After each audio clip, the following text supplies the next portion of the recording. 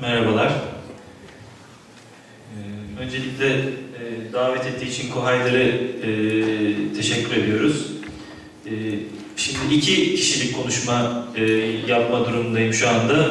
Çünkü öncelikle bir düzeltmeyle başlayayım. Duygu Öztekin, Türk Mühendis Mimar Odaları Birliği, Şehir Plancıları Odası Kocaeli İl Temsilcisi.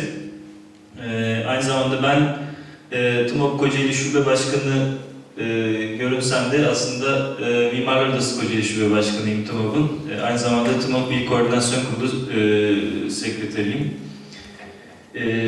Şimdi Duygu'nun bana ilettiği bir metin var. O metni Duygu'nun bana ilettiği metni size okuyacağım. Ondan sonra kendi adıma bir konuşma yapmak istiyorum. Önce ondan başlayayım, sonra kendi adıma konuşmalarımda da diğer özürlerimi de dile getiririm. Duygu da öncelikle Kohayder'e teşekkür ediyor. Üç kedisi olan ve sokak hayvanları için yiyecek ve sevgi vermek dışında bir şey yapmak isteyen bir şehir plancısı olarak bu konuda mesleği üzerinden düşünme şansı verdiği için şehir planlama eğitiminde ekoloji dersi görülse de öğrendiklerimiz hep genel çerçevede kalmaktaydı. Ekoloji, çevre ve sürdürülebilirlik günümüzde kent planlamanın ana endişelerinden biri haline geldi. Çünkü yaşadığımız çevrenin değerini kaybetmeye başladıkça daha iyi anladık. Ekolojik kent planlama ve ekokentler planlamanın gündemine oturdu. Ama hiç sokak, mahalle, yerleşim birimi ölçeğinde düşünmemiştik. Hep daha genel çerçevede bakmıştık olaya. Tabii bir de kendi ülkemiz açısından değerlendirme yapmak gerekli. Birçok ülke bu konuda bizden daha önde planlarıyla, uygulamalarıyla. Biz ise hala büyük ölçekli yatırımları ekolojinin ve doğanın önünde tutuyoruz. Örneğin gündemde olan Kuzey Marmara Otoyolu ve Karadeniz kıyısında yapılacak projeler doğrultusunda çok fazla ağaç kesildi. Doğanın içerisine yüksek hızlı bir ulaşım bağlantısı sokuldu. Yurt dışında bu tür yollarda büyük ve geniş ölçekli üst geçitli bir yeşil geçişler yapılıyor ki hayvanlar ekosistemlerinden bu tür yollar ile kopmasın ve hayatlarını kaybetmeden su ve yiyecek kaynaklarına ulaşabilsinler. Kentimiz açısından bakarsak İzmit birçok doğal değerin bulunduğu bir kent.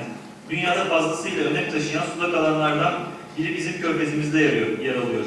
Kent, kuşların göç yolu üzerinde kurulu. Bu nedenle de kenti onlarla paylaşıyoruz. Ancak zaman içerisinde kentleşmenin etkisiyle dere ıslahları, ulaşım aksları, sanayi ve yerleşim büyümesi ile bu alan tahrip edildi. Hatta bir ara kuşlar yürüyüş yolundaki ağaçların üzerlerinde konumlanmasınlar diye yerel yönetimlerce silgilerin bile konulduğunu biliyorum. Sorun da tam olarak burada. İnsan o kadar bencil ki kendi türünü bile hiçe sayıyorken başka türleri neden hiçe saymasın ki? Kuşların ana göç duraklarından biri olan bu kentin kurulduğu alanda yaşamaya en çok hakkı olan kuşlar, insanlar rahatsız oluyor diye yerinden edilmeye çalışılıyor, hem de bilinçli bir şekilde. Aslında her şeyin başı bilinçlendirme ve bilgilendirme eğitim. Bizim insanları eğitmemiz gerekiyor. Büyüme, kentlerin gelişmesi kaçınılmaz bir şey. Planlama da bunun için var. Doğaya saygılı, tarım ve orman alanlarını, dereleri, su yüzeylerini koruyan, optimum şekilde kentlerin 50-100 yıl içerisinde gelebilecekleri ve gelmeleri gereken durumu göstermek için var. Ülkemizde planlama belirli mevzuatlar doğrultusunda yapılıyor. İmar Kanunu başlıca belirleyecek. Ve ne yazık ki İmar Kanunu'nda insanların yaşam alanlarının belirleyici unsurları dışında başka öğeler yok. Peki mevzuatta yer almasa da planlama anlamında sokak hayvanları için neler yapabiliriz?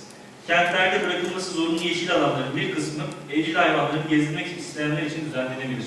Bir kısmına ya da belirli bir büyüklükteki ve kentin içerisinde sokak hayvanlarının yoğun olarak bulunduğu alanlardaki park alanlarına kendi evleri, kulübeler, nova ve su kapları konabilir. Öncelikle insanları bilinçlendirmek ve sokak hayvanlarından korkmamalarını sağlamak gerekli. Kedi ve köpekler evcil hayvanlar aslında. Şu güne kadar ben hiçbir sokak hayvanının saldırısına uğramadım. Uğrayanlar mutlaka olmuştur.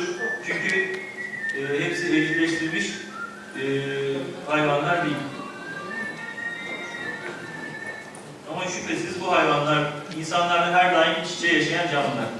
Önemli olan onların sağlıklı olmalarını sağlamak. Çünkü onları alıp yerleşimin dışına atmak çözüm değil ve etkili de olmayacaktır.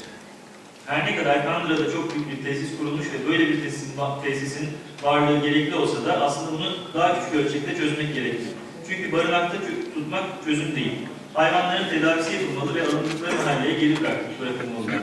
Örneğin yerleşimin ve nüfusun yoğun olduğu alanlarda birkaç mahalle ölçeğinde planlarda belediye hizmet alanı ya da yönetim merkezi olan alanlardan bazıları hayvan sağlığı merkezi, sokak hayvanları bakım ve barınma merkezi yapılabilir. Geçici bakım evleri oluşturulabilir. Bu yerler Kandıra'daki yer ile bağlantıda olurlar. Aşı ve benzeri önlemler mahalle ölçeğinde alınır. Daha büyük müdahaleler ile barınak için Kandıra'daki tesise başvurulur. Ben 2010 yılından bu yana Bağçeşme'de yaşıyorum. Nüfusun artması ile köpeklerin ve kedilerin sayısında artış oldu. Çünkü tarih boyunca olduğu gibi bu hayvanlar insanlarla yaşayan canlılar. Biz mahalle olarak hayvanları besliyoruz. Her sene doğan yavruları yaşatmak için elimizden geleni yapıyoruz. Onlara barınabilecekleri alanlar yaratmaya çalışıyoruz. Sitemizin önüne su kabı koyuyoruz. Ancak yine de yaşam alanları yapılaşmanın artmasıyla oldukça daraldı.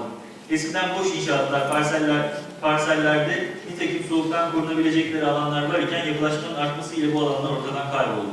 Doğan yavrular her dönem hızlı giden bir araba nedeniyle daha çok küçükten ölüyor.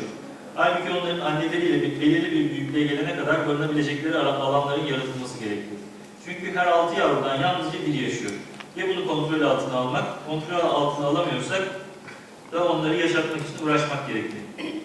Bir sitede yaşamakla birlikte sitemizin kapısında düzenli olarak beslediğimiz sokak köpekleri yatmaktalar. Her sene kediler yavruları ile bahçemizde barınmaktalar. Evime aldığım kedilerden ikisi de o yavrulardandı. Bence yapılaşma ile savaşmamalı, insanları bilinçlendirmeli, eğitmeli ve kendi türünden başka diğer türlere de saygılı olmalarını sağlamalıyız. Bir restoranda otururken yanındaki insanın kedi gelince çabuk cevaplığa olmasını anlayamıyorum. Sonuçta o yemek isteyen bir canlı ve şu ana kadar gördüğüm hiçbir canlı canı yanmadıkça, çok aç olmadıkça ya da bir hastalığı olmadıkça saldırmaz. Biz ne yazık ki çocuklarımızı hayvan korkusuyla büyütüyoruz. Önlem almak doğru ama çok inançlıyım bir söz olarak hayvanları sevmeyen insanları da sevemez lafı da bir o kadar doğru. Diğer bir deyişle çocuklarımızı hayvanlardan korkacak şekilde değil, onları sevecek ve gerektiği durumlarda mesafeli olacak şekilde eğitmemiz gerekiyor. Önemli olan doğada olduğu gibi kentlerde de insanların dışında canlıların yaşadığı bilincine varabilmek. Bu bilinci insanlara aşılamak. Sonrasında kent içerisindeki yeşil alanların bir kısmını bu hayvanların da barınabileceği ve beslenebileceği alanlar olarak düzenlemek. Yerleşim ölçeğinde sokak hayvanlarının sağlığını sağlamak için birimler oluşturmak. İnsanlar ve hayvanların yoğun olduğu ana arterlerde hızı düşürücü önlemler almak. Bunların dışında yerel yönetimler ve dernekler bir arada hareket edip restoranlar ile anlaşıp artık yemekleri toplayabilir ve bunları hayvanların beslenmeleri için belirlenen ana alanlara dökebilirler. Tabii bu saydıkların hepsi maliyet ve çoğu zaman bu tür çözümlerin gerçekleşmemesinin önündeki en büyük neden de maliyetler. Bu nedenle KOHAY'lara büyük iş düşüyor. Bu konuda veteriner kliniklerine de iş düşüyor.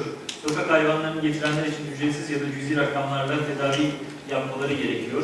Birkaç klinik bu konuda oldukça duyarlı zaten. Bunu genelde yaymak gerekli. Öte yandan İzmit bir öğrenci kenti ve genellikle evde kalan öğrenciler bir sokak hayvanını eve alıp bakmayı tercih ediyorlar.